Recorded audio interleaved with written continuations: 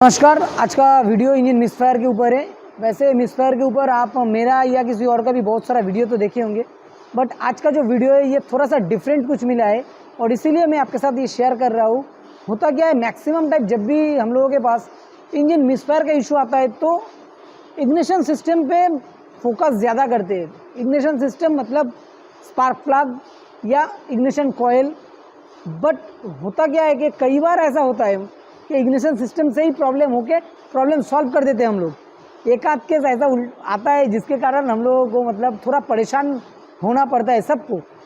और इवन मैं आपके साथ जो आज का ये वीडियो शेयर कर रहा हूँ, इस गाड़ी में तो मैंने कंप्रेशन तक चेक करने के लिए चला गया था क्योंकि इग्निशन सिस्टम बिल्कुल ओके है। मैंने प्लग चेंज करके देखा, कॉयल चेंज करके देखा, स्वाइप टेस्ट करके, तो तब भी मेरा जो प्रॉब्लम है वो कंटिन्यूअस हो ही रहा था। आगे मैं आपके साथ जो वीडियो है वो शेयर करूंगा, बट हो सकता है कि थोड़ा सा वीडियो, क्योंकि उस टाइम जब प्रॉब्लम मेरे पास जब आया था तब मैंने प्रॉब्लम को सॉल्व करके गाड़ी रिलीज़ भी कर दिया। इन दैट टाइम मेरे पास तो टाइम नहीं था कि मैं आपके साथ वीडियो करके वो शेयर करूं। मेरे से जितना पॉसिबल था मैं शॉर्ट ले लिया ताकि आगे आपके साथ ये वीडियो बना के दिखा पाऊँ। अब आगे मैं आपको दिखाता हूँ कि गाड़ी में जो प्रॉब्लम हुआ था मिसफायर की केस में कोड क्या आ रहा था, और इस तरह का रैंडम मिसफायर केस में ना कि सिर्फ इग्निशन सिस्टम बल्कि कुछ और भी चीज़ रहता है जो कि ध्यान में रखना ज़रूरी है। Hyundai i20 पेट्रोल मॉडल गाड़ी है और इसमें जो प्रॉब्लम है, पहले तो देखिए आरपीएम फ्लैक्चुएट हो रहा है। बट आरपीएम फ्लैक्चुएट होने के पीछे की जो रीज़न, मैक्सिमम केसेस में क्या होता है कि थ्रॉटल बॉडी का प्रॉब्लम थोड़ा क्लीन कर दिया, ये साफ़ कर दिया, ट्यूनिंग कर दिया, बट ये उससे रिलेटेड नहीं है। इसमें एक्चुअली कस्टमर का जो इशू है, गाड़ी बहुत ज़्यादा जार्क कर रहा है, मिसिंग हो रहा है एक्चुअली गाड़ी में। और गाड़ी को जब स्कैन किया तो स्कैन करने में वैसे इसमें चेक इंजन लाइट आया था, बट मैंने इसको एक बार रिरेज करके चेक किया तो उसके बाद से अभी चेक इंजन लाइट तो नहीं आ रहा है, लेकिन मिसिंग जो है ये कंटिन्यू है। और अभी जो डीटीसी है, इसमें डीटीसी देखिए, ये डीटीसी इसमें आ रहा है रैंडम मिसफायर 1 2 3 4, मतलब चारों का चारों सिलेंडर का ही ये डीटीसी आ रहा है। ये सबसे बड़ी बात, यहाँ पे अभी चेक इंजन लैम्प जो है ये ब्लिंक हो रहा है। दैट मीन्स कि कुछ बहुत भयंकर कुछ चल रहा है इंजन के अंदर। ठीक है, गाड़ी पे मैंने सब कुछ चेक किया, सब कुछ मतलब स्पार्क प्लग चेंज किया, इग्निशन कॉयल को रिप्लेस करके स्वाइप करके देखा, बट आफ्टर दैट मेरा प्रॉब्लम जो है वो जैसा का वैसा ही था। तो फाइनली मैं कंप्रेशन जब चेक करने गया तो मुझे कुछ और ही मिला था। जैसे कंप्रेशन चेक करने के लिए स्पार्क प्लग खोला और क्रैंकिंग किया तो बहुत सारा पेट्रोल सिलेंडर के अंदर से बाहर फेंकने लगा। और उसका जो रीज़न था ये, जैसे कि आप देख सकते हैं कि 2 नंबर का जो इंजेक्टर है, देखिए अभी मैं इसको बाहर खोल के ना गाड़ी को क्रैंक कर रहा हूँ ना कुछ। इवन आप अगर अच्छे से देखेंगे तो इसकी जो इंजेक्टर का कनेक्टर है वो भी खुला हुआ है। मैं सिर्फ गाड़ी का इग्निशन जो है इसको ऑन किया। इग्निशन ऑन करने पे जितना सा पंप थोड़ा देर के लिए जो ऑन होता है उसमें से जो प्रेशर बनता है रेल में, उसके चलते इंजेक्टर से ये ऑटोमेटिक लीक हो रहा है।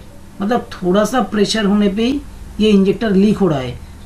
अगेन आप देखिए कि इसका कनेक्टर सारा खुला हुआ है।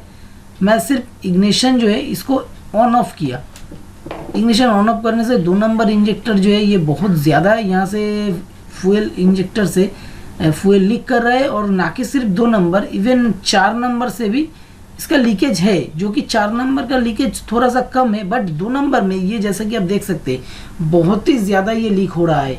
और इस तरह से अगर लीकेज होता रहेगा तो फ्यूल इंजेक्टर का जो टाइमिंग है वो टाइमिंग गलत हो जाएगा। हर टाइम अगर हर स्ट्रोक में फ्यूल इंजेक्ट होता रहेगा तो इंजन के अंदर प्रॉपर कंबशन नहीं बनेगा, जिसके चलते गाड़ी में मेनली एक मिसिंग का डेवलप हो गया है।